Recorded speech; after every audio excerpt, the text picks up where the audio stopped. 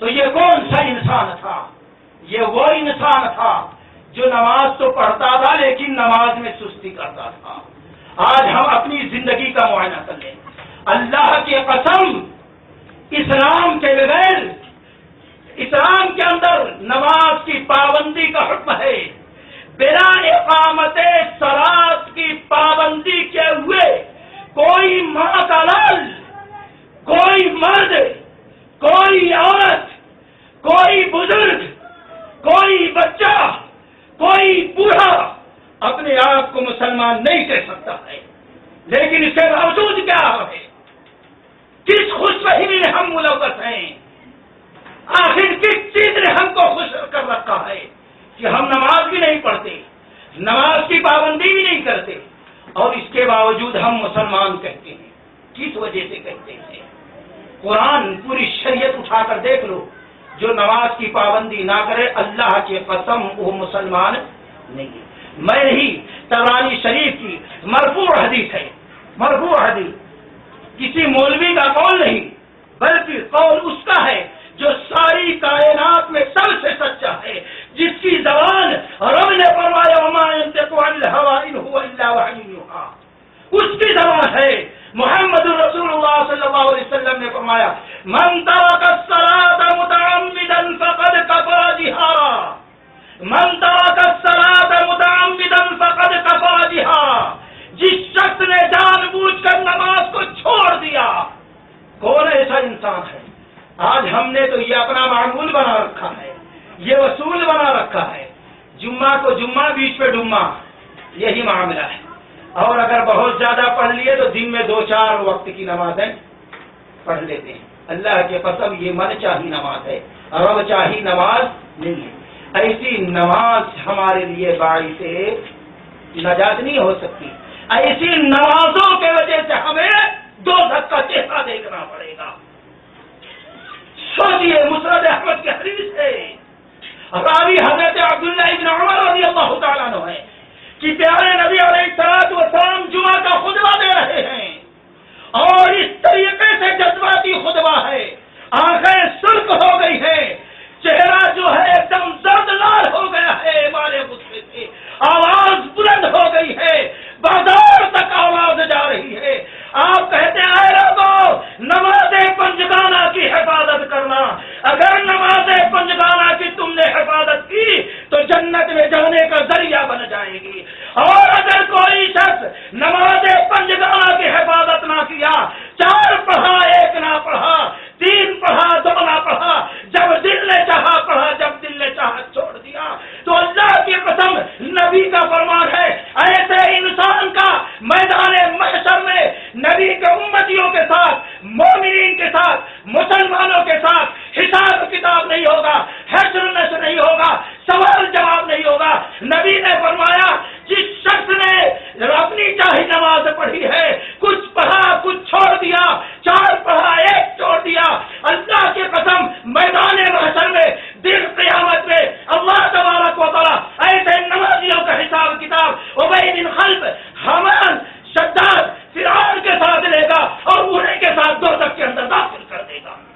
نماز پڑھتا تھا لیکن من چاہی نماز پڑھتا تھا، رب چاہی نماز نہیں پڑھتا تھا۔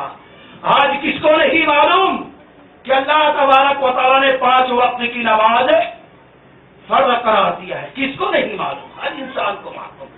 اگر انسان چاہے تو 1 وقت کی نماز بھی نہیں چھوٹ سکتی ہے۔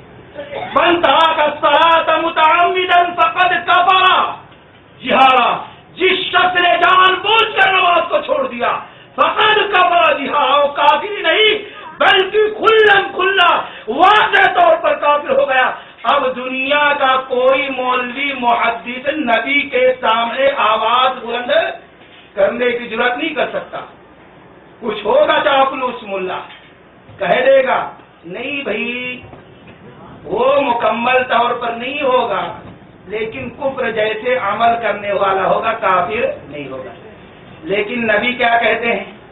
نبی علیہ الصلوۃ والسلام کا فرمان آنے کے بعد اگر کسی اور سے کوئی مسئلہ پوچھتا ہے تو گویا وہ اللہ رسول کی توہین کرتا ہے۔ رب اور رسول سے بڑھ کر کون ہو سکتا ہے؟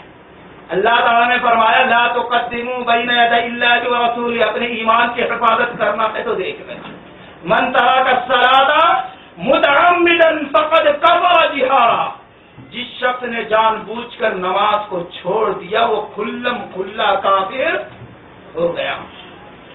رسول اللہ صلی اللہ علیہ وآلہ وسلم جب کسی لشکر کو کسی مقام پر بھیجتے تھے تو روانہ کرنے سے پہلے وصیت کرتے تھے۔ وہ وصیت کیا ہوتی؟ اے صحابیو، جب کسی شہر کے قریب، کسی بستی کے قریب، کسی گاؤں کے قریب پہنچنا، فوراً حملہ نہیں کر دینا، انتظار کرنا۔ کس بات کا انتظار؟ صبح ہونے کا انتظار کرنا۔ کون سی صبح؟ سورج نکلنے کی نہیں، نماز فجر کا وقت ہونے کا انتظار کرنا۔ جب نماز فجر کا وقت ہو جائے، صبح صادق نمودار ہو جائے، تو ایسے وقت میں آبادی کے گھروں کے دروازوں پر نگاہوں کو جما لینا اور کان بستی کی طرف لگانا، دیکھنا اللہ اکبر کی آذان کی صدا آ رہی ہے نہیں آ رہی ہے، لوگ اپنے گھروں سے نکل کر مسجد کی طرف نماز پڑھنے کے لیے جا رہے ہیں کہ نہیں جا رہے ہیں۔ اگر آذان کی صدا آتی ہے، لوگ گھروں سے نکل کر مسجدوں کی طرف جاتے ہیں، تو خبردار سمجھ لینا ایمان والوں کی بستی ہے، مسلمانوں کا گھر ہے، حملہ کرنا نہیں، جائز نہیں ہے۔ اور اگر اذان کی صدا نہ سنائی دے، لوگ گھروں سے نکل کر نماز نہ پڑھنے جائیں، تو سمجھ لو ایمان والوں کا گھر، ایمان والوں کی بستی نہیں ہے، کافروں کی ہے، حملہ کر دینا ان پر۔ تو اللہ کے نبی علیہ الصلوۃ والسلام صحابہ اکرام رضوان اللہ علیہم مجمعین کو یہ نصیحت کرتے ہیں، لیکن افسوس آج ہم اپنی زندگی کا معائنہ کریں ذرا اور دیکھیں کہ ہماری زندگی میں نماز کی پابندی کہاں تک ہے۔ اللہ کی قسم، اس عبادت جو اللہ تعالیٰ کی ہے، یہ نماز کے طریقے کی، جتنا اس عبادت پر اللہ نے، رسول نے زور دیا، اتنا کسی اور عبادت پر زور نہیں دیا۔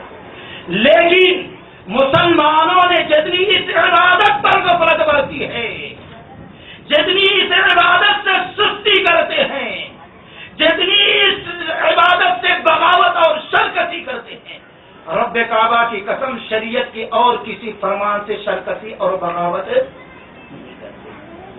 مرد حضرات مسجدوں میں آ کر نماز نہیں پڑھتے، مائیں بہنیں گھروں میں نماز نہیں پڑھتے ہیں، یہ بغاوت شرکتی نہیں ہے تو اور کیا ہے میرے بھائی؟ اگر ہے ایسی زندگی میں بغاوت، توبہ کر لو، استغفار کر لو، گناہوں سے توبہ کر لو، تاکہ دوزخ کا منہ ہمیں دیکھنا نہ پڑے۔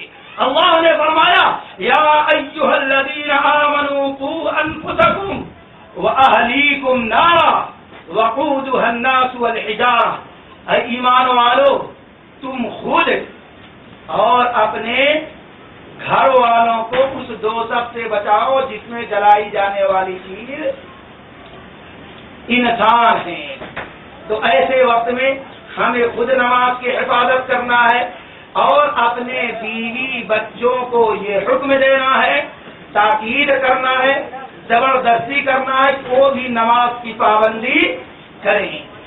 خیر شاید وقت زیادہ ہو گیا اور ماحول بھی گڑبڑ ہو رہا ہے، اللہ تعالیٰ سے دعا کریں کہ اللہ تبارک و تعالیٰ ہم تمام لوگوں کو نماز کی پابندی کرنے کی توفیق رفیق عطا فرمائے۔